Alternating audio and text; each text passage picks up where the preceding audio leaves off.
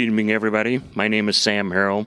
I'm the Information Officer with the Alaska Complex Incident Management Team here on the Aspen Acres Fire, southwest of Pueblo.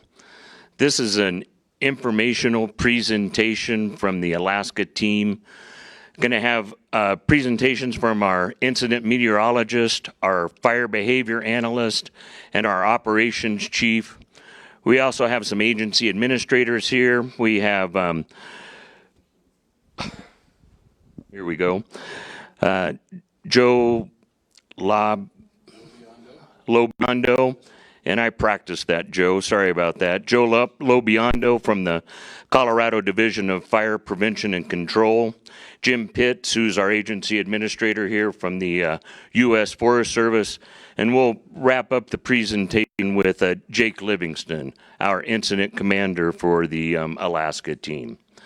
You'll be able to put comments in the comments portion. You can put questions in there. We'll be answering those as we go through this event. We'll also try and cherry pick a few of those that we can answer during the presentation here.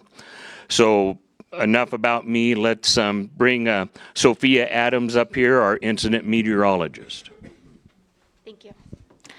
Good evening, Sophia Adams, incident meteorologist.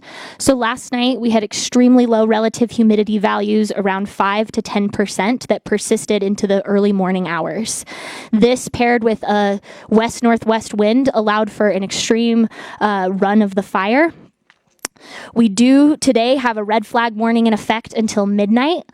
We are expecting strong west-southwest winds this evening to kick up around 7 p.m. and last through 10 p.m. Those winds could also gust up to 40 miles per hour. We will see winds shift after midnight and come from the northwest. Those winds will also stay elevated, around 15 to 25 miles per hour, with gusts up to 40 miles per hour through the early morning hours. As if that's not enough, we'll see another wind shift with a cooler front coming in from the east. That will bring lighter winds, around 5 to 10 miles per hour from the east. And tomorrow we will see continued warm and dry conditions with our relative humidity dipping down to 8 to 12%. We will also see our thunderstorm chances increase. So we have a 30% chance of lightning with thunderstorms forming over the higher terrain to our northwest. That could bring gust outflow winds.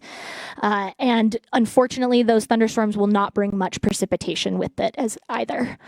As we move into the Sunday timeframe, we have an increased chance of precipitation, so around 40 to 50% chance of thunderstorms, a little bit of a higher chance of precipitation, but still quite low. And then for the rest of the week, we are tracking a push of moisture that will bring an increased chance every day of afternoon showers and thunderstorms. It will stay warm and dry through next week as well with hot temperatures. So that is all I've got. I will be around for questions after the briefing. Go ahead and introduce yourself, Eric. Yes. Go ahead and put up the ERC chart, please. Yeah, good evening. Eric Trimble, Fire Behavior. So I'm going to try to paint a picture here for everybody to see kind of what, where, and why, what's going on. And what I want to first do is show everybody what we call energy release component graph. And essentially, it's think of it as a measure of fuel dryness, basically. And where we're at sitting right now, this line here is our average. This is the red up here is the max, historical max. And as you can see, this yellow line here, the lime green line, it is actually exceeding the maximum ERCs. That paints a picture that essentially we got fuels out there. Think of kiln dry lumber. We got fuels out there that are just as dry as kiln dry lumber. Very extremely receptive fuels, and all we need to do is obviously put ignition to that. We need to put topography to that, and obviously the wind and the RH, and also an unstable atmosphere, which we've been seeing with basically the systems we've been seeing in here. Go ahead and show the map of the fire, please. So painting the picture of the fire, everyone knows basically how the fire started up in this area here, and essentially it's been wind and terrain driven and fuel driven. It's been following the fuels for the most part, and the wind. You know, you guys been seeing winds as high as in the 40 mile per hour category, and these fires made different runs driven by southwest, west winds to the east. It's made runs up to about 6 miles last night. It made runs even before that, 2 to 3 miles a day. All the boundaries in through Beulah.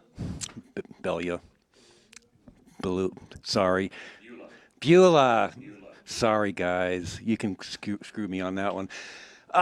So I want to paint this picture essentially is that what we're seeing, you heard the weather forecast, we're seeing a little bit of relief as far as relative humidities and winds. Midweek, we may be seeing a little bit of rain, maybe, but we're also more importantly having a higher chance of thunderstorm activities. And as you guys well know, when we get thunderstorms nearby, even if it's 10, 20 miles away, those thunderstorms, when they dissipate, they send outflow winds in here and essentially it basically feeds the fire. And the unfortunate thing is that throws the fire in multiple directions. So for the next several days, we're going to have pretty much active to extreme fire behavior in here. We will start it off tonight. It's going to be a very active night tonight. Essentially, our winds start out from the southwest, fairly vigorous winds, and they go to the northwest, so it's pushing the fire. In this lower southern half, it's going to be pushing the fire more towards into the area of Rye. And then the winds will shift by morning from the east, and for the rest of the week, we have east winds pushing the fire away from, for the most part, away from the structures and everything, back up into the forest. But we still got a couple nights, couple days where we're going to be having to basically have fire activity, very active fire activity along the whole perimeter, except of course where it's hung up in that short grass prairie, and that's essentially where the fires run out of fuels. So again, I'm available for questions afterwards, and I'll give you operations. Brad Washoe, one of the operations section chiefs with the Alaska Incident Management Team.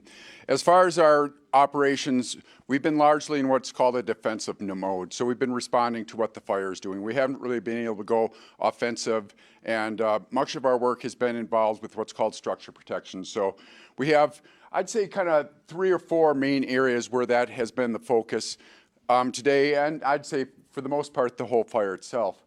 I'll start up at the top in branch 10. We've had the fire continue to make its movement towards the north, especially in that northeast corner. That area has light flashy fuels along with pinyon juniper, I guess mostly juniper, stringers, and it's been running in those areas.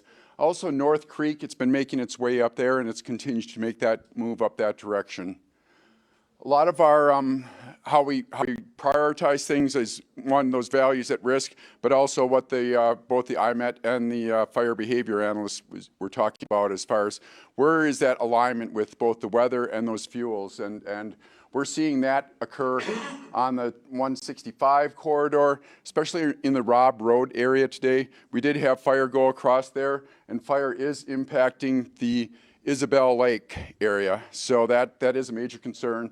We have been making efforts to do protection in there, but in some of those areas, the ability to defend those homes is limited just because their position on the slope, the vegetation around them, and that sort of thing.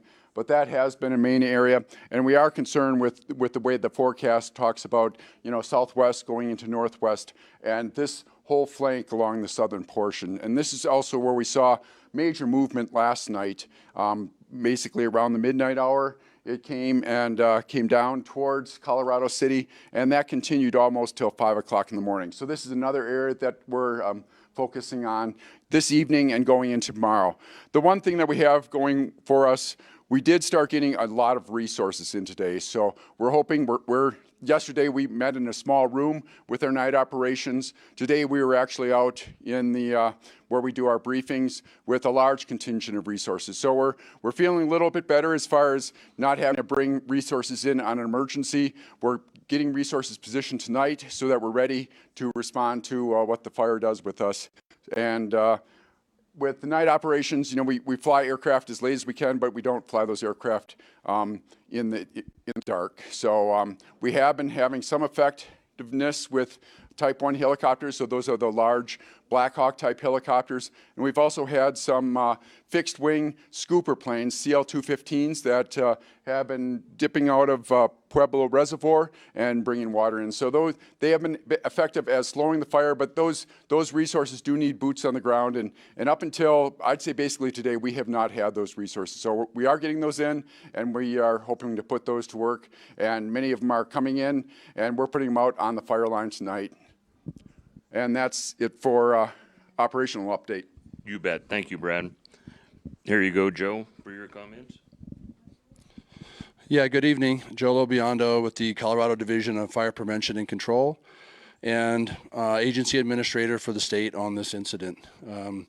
We're working really closely with our federal partners to bring all the resources we can to certainly help us get around this incident as quickly as we can. We've got an amazing team here currently working really hard for us, and there's a lot of support from a lot of the counties, certainly Pueblo County and Custer County. It hasn't really affected Fremont and Huerfano, at least this incident yet, but we're here to support those folks as well. And obviously you can see this is on a very complex piece of ground, from some very high elevation down to the lower grasslands, and there's a lot of complexity in there. And we got a really good team here working hard for us, and it's going to be on the landscape for quite a while, so we'll do the best we can. Hopefully with some moderated weather conditions we can make some progress. So with that, thank you.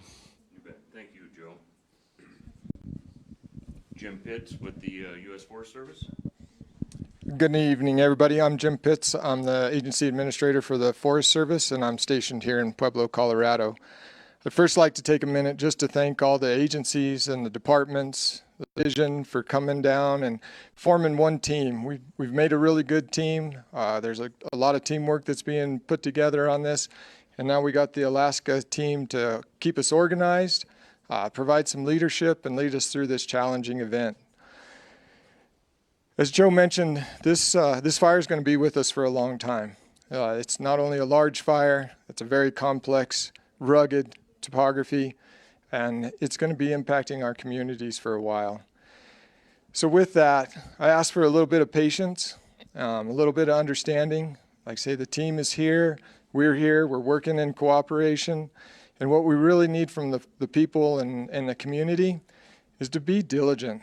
We recognize that this is a holiday weekend, and we really want folks to take some time, spend it with your family. But what we don't really need is another fire start. And although we typically support and actually celebrate the 4th of July with fireworks, I just want to put a message out there that be cognizant. We can put those fireworks away for another day, whether it's a rainy day, or maybe we can celebrate with the coming snow. But even the sparklers, because we don't need one more spark. We need to be diligent. We need to support our community. We really think about our neighbors. We have a lot of our neighbors are being displaced because of these evacuations, and the evacuations are to be protective of public safety, provide safe work environment as we can for the firefighters. The ingress, egress is important. So be cognizant and think about our neighbors and think about how we can support our communities as a whole. Thank you. Thank you, Jim, very much for those comments. Nice prevention message in there also. Let's have some comments from our incident commander, Jake Livingston. Good evening, everybody. My name's Jake Livingston, incident commander with Alaska Team 1. All of our firefighters, they're operating out in your communities, so I just wanted to say thanks for all your hospitality as we're doing that. It's been good to see. I just want to mention that Alaska Team and all the firefighters that we've brought in here so far, we recognize the trauma and the stress that this fire has been putting on the communities. I do want to reiterate our priorities. So our number one priority is life and property, protecting those. That includes residences. Another one of our priorities is just to fight this fire aggressively with the tools we have and taking advantage of any weather conditions that allow us to engage the fire in different ways. This is a challenging and aggressive fire for sure, and we've seen that since, well, over the last 5 days since it started, with the people that were fighting the fire before us, Team Colorado, locals, and I just want to say that we are building a large fire organization to respond to it. We've ordered in a lot of resources from outside this local area. That would include crews, engines, dozers, and aircraft. But it's not just building an organization of firefighters. Behind that, we have to build an organization of support. So if we have like 1,000 people here, we have to build a pretty big organization to provide food, water, places for people to sleep, equipment, and other supplies. I think really one of our keys to success has been mentioned by others here tonight and then reiterated through the last couple of days is just really building relationships, lines of communication, integration with just the local communities, the local firefighters representing the U.S. Forest Service, the state of Colorado, the counties, the municipalities, and the local fire protection areas. So really that's the key to our success. Again, I appreciate your support, and I'll take some questions later. I do have a few questions already. Brad, if you want to field these, we have another operations chief in the room, so between the two of you. You made it pretty clear that we're chasing this fire point protection. Are we constructing fire lines out there? We have been working a little bit with some of the local landowners as far as constructing some fire line on this, and I didn't talk about our successes, but we have had this east flank that's been pretty much holding the last several days. We've been patrolling that, and that has been holding. Other than that, we really haven't put a lot of fire line down. It's been mostly reactionary and doing structure protection. We just have not had the resources in here to put in actual fire line. Fire behavior, the way the fire's been active. That's another big factor. I mean, we're not going to put firefighters out there for fire. I mean, again, the IC mentioned life safety. We're not going to put firefighters out there and potentially impact them and have another fatality in Colorado this year. You mentioned locals. Are we getting assistance with locals and their heavy equipment? Some of the private landowners out in the flats have been providing some assistance. We have actually also been trying to fold in the local fire departments so that we're not both going after the same thing. And that's been one of our big emphasis coming in is trying to bring the local fire departments in with our fold. And I think we're having some success with that too. We're not all just, I mean, we're out of that initial attack response and we're kind of trying to have more of an organized response. Are we getting hotshot crews coming in? We have had a number of hotshots crews come in. Last night we had one crew came in, and as soon as they got here, we put them on the line. And I think we have 7 outstanding order for hotshot crews. And I don't have the number. Zach, what do we have? For right now we have 6. We have 6 hotshot crews. Yeah, we got a couple filled and a couple still. And I know one was calling me right before this meeting saying they were going to be here at 9. So we are having hotshot crews coming in. 6 on hand and more on the way. Yes. Definitely, definitely. Okay, you mentioned at night we can't fly. It's unsafe for one. We don't have the equipment to fly and do this close to ground firefighting operations. Why aren't we starting earlier in the day? As far as well, we're trying to get aviation resources up as early as possible. You know, this morning we had kind of an inversion over the fire, so smoke did limited some of our ability to actually see the fire, so that's one of the issues. We also have limitations. The pilots do have duty day limitations that constrict the amount of time they can fly. So we do try to have some aircraft come on early and some that we can keep on later, but we do have those duty day limitations for the pilots.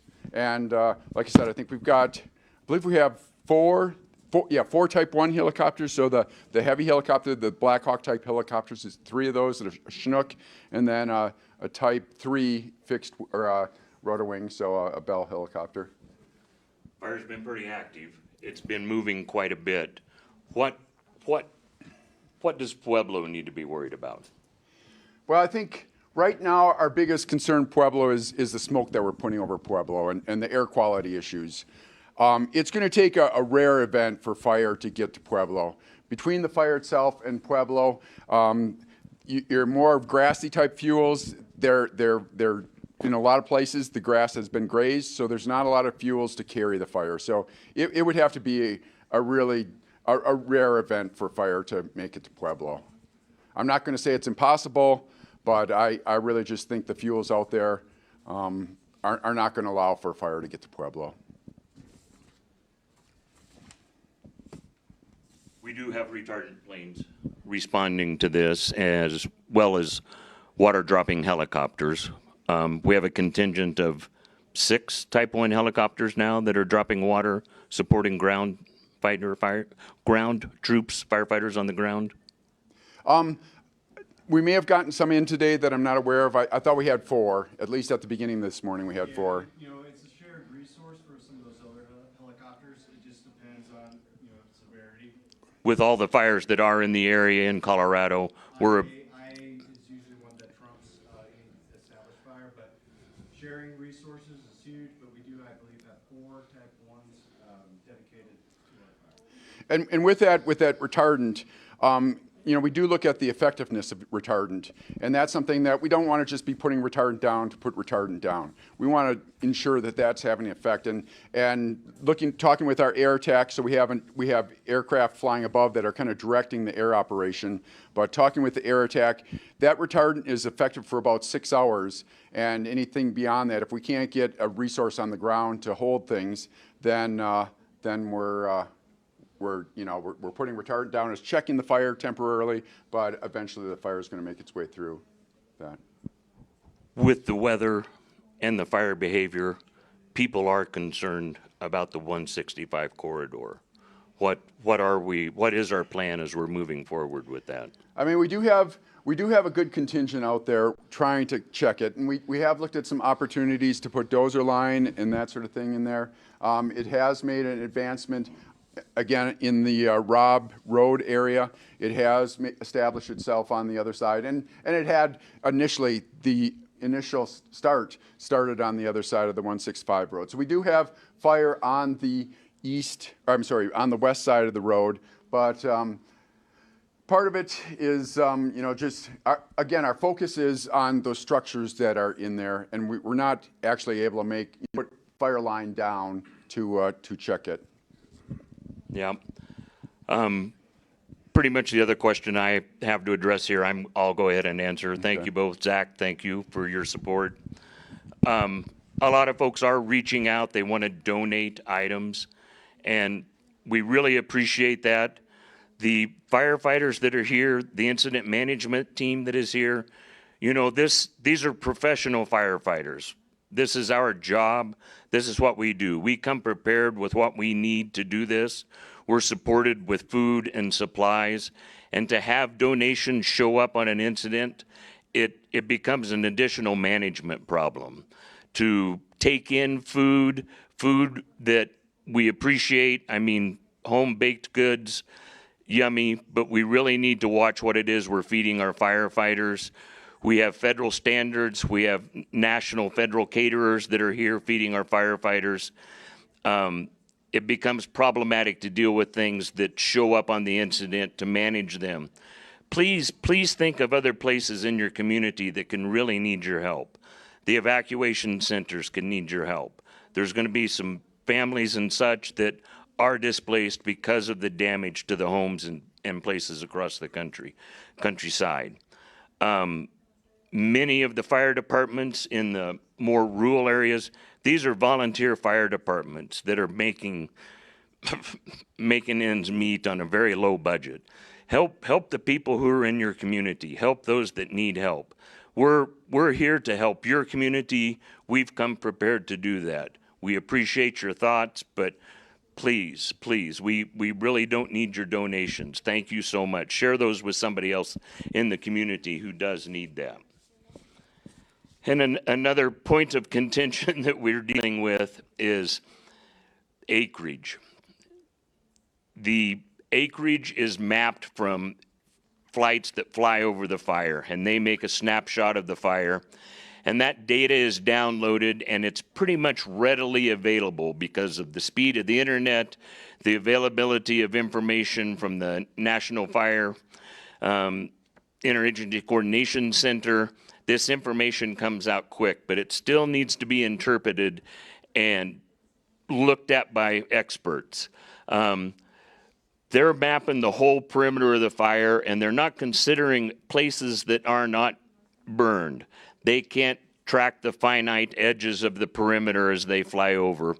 And once it's analyzed, a different acreage amount comes out. Pretty much while we've been talking here for these past 30 minutes or so, the acreage has fluctuated. It's grown. Some places it's not grown where they thought it'd have. It's a dynamic, ever-changing thing. Please don't get hung up on these different acreage numbers that are being reported through many, many different places. We're working with our GIS team here that's mapping the fire, and we're sharing with you accurate information as we have it. The acreage on our maps that we're putting out are time-stamped for the time that that acreage was calculated. Our morning update is time-stamped, and that's the acreage that's been calculated for us in the morning.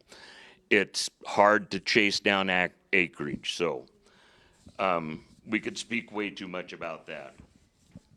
We are anticipating having a community meeting. The next one will be a face-to-face community meeting. We really wanted to have this one just to show that we are here, give you a little insight to what it is that we're doing. But we're looking for a place to host a meeting starting here in Pueblo, and then we'll move around to other communities where evacuees are at, so that we can reach those people and have that face-to-face conversation that we all know is needed. With that, I want to say thank you to everybody. I hope that you enjoyed the information that we shared tonight. We will continue to answer your questions and look at your comments as they come in on the social media. Thank you all very much. Thank you to all that presented this evening.